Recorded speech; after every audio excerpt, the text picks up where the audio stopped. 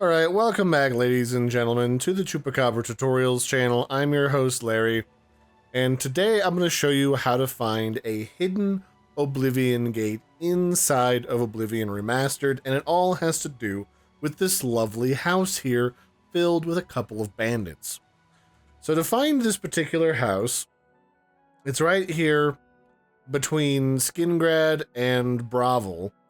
It's just above the, T in west here along the border with, what is this? Elsewhere. And I guess this is the Westweld area, but it's above the T in west, just a little bit to the north. And you'll get here and you'll see this house, and to activate this hidden Oblivion Gate, we're gonna have to go in and say hi to the locals first off. So let's poke our heads inside here.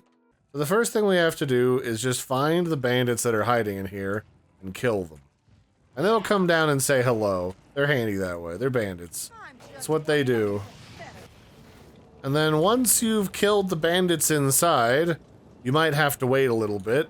All of a sudden you'll be greeted with an Oblivion Gate. Don't you feel fancy? So that's basically it. That is the hidden Gate of Oblivion inside of Oblivion. It's supposedly a part of a cut quest chain that didn't make it to the full game when it was originally released, and you can experience it for yourself whenever you like.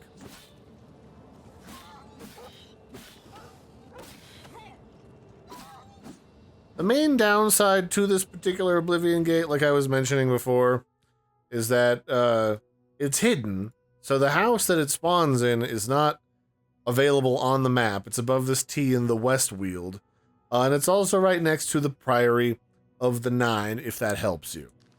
So I hope you found that helpful. Enjoy your hidden bonus Oblivion Gate. I've been your host, Larry. Don't forget to like and subscribe, and I'll catch you next time. Bye, everybody, and have a good one.